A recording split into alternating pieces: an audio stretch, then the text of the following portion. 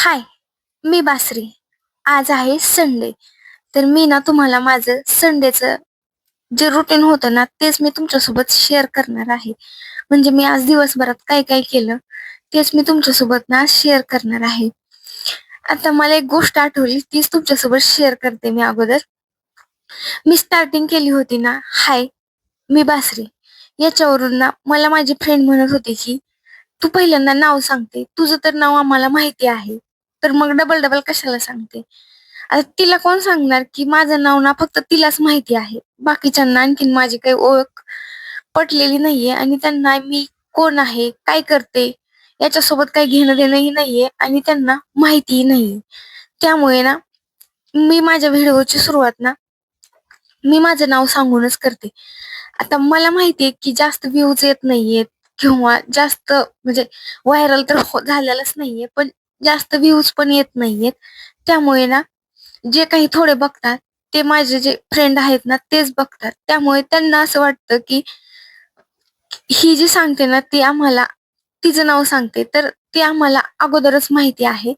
तर मग तू डबल का सांगते? पण ना मला खरंच ना माझी ओळख निर्माण करायची आहे. म्हणजे मला ना माझं स्वतःचं जे काही अस्तित्व आहे, तेच मला म्हणजे निर्माण करायचं आहे. असं नाही, की मी आता काहीच करत नाही. मी जॉब करते ना, पण जॉब बरोबरच ना मला माझी दुसऱ्या पण पद्धतीने माझी ओळख निर्माण करायची आहे.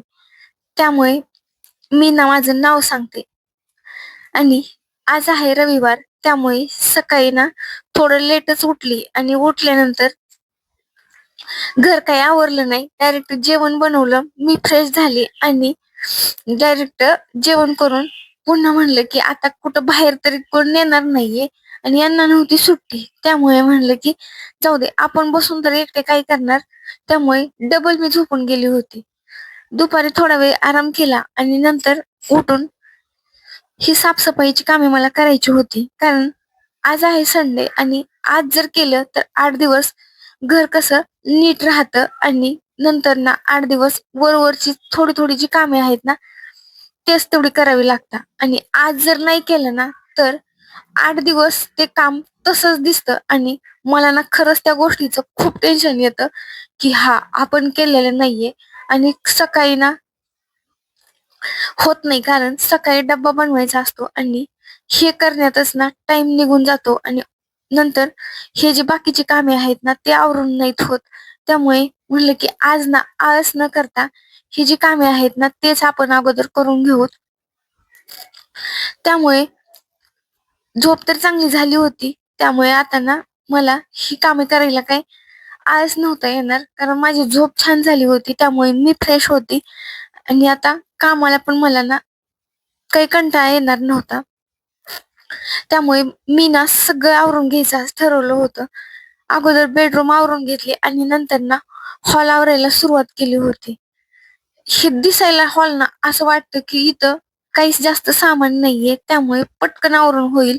पण थोडं-थोडं म्हणलं तर ना बरंच असतं आणि त्यामुळे ना थोडं-थोडं करत-करतच ना कसा टाईम निघून जातो आणि जास्त वेळ कसा निघून गेला हेही समजत नाहीये.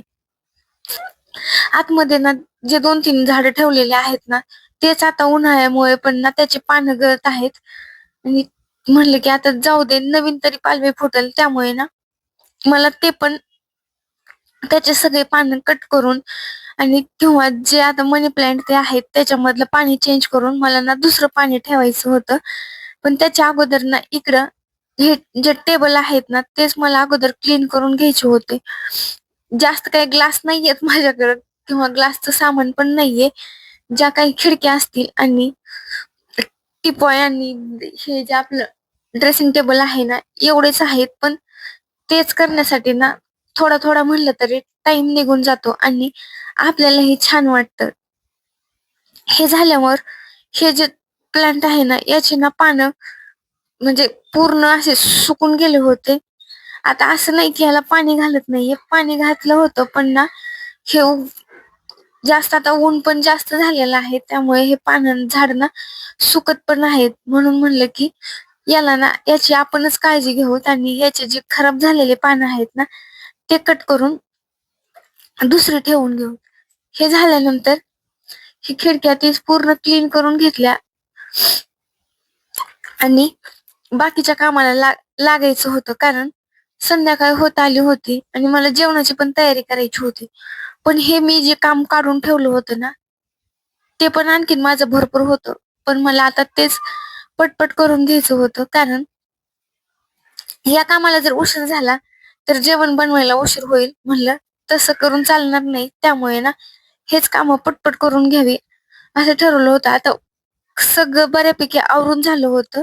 मला ना फक्त झाडू मारून म्हणजे रूम पुसून घ्यायच्या होत्या. तेच काम तेवढं माझं बाकी होतं. आता हे काम करत करतच डोक्यात विचार चालू होता, की आता संध्याकाळी ना जेवणाला काय बनवायचं? कारण ते ना एक मोठं टेन्शन असतं. असं झालेलं आहे, खायची एकच पोळी पण ना त्याचं टेन्शनच जास्त झालेलं आहे ना. त्यामुळे म्हणलं, की आता आपणच टेन्शन पण घ्यायचं आणि आपणच करायचं. पण करावं तर आपल्यालाच लागणार आहे. हे सगळं आटपून झालं होतं. आता संध्याकाळ झालेली. म्हणलं जेवण बनवायच्या अगोदर ना सगळीकडे ना दिवा लावून घेऊ. तेवढंच पॉझिटिव्ह एनर्जी पण आपल्याला भेटेल आणि घरातलं वातावरण पण फ्रेश होईल.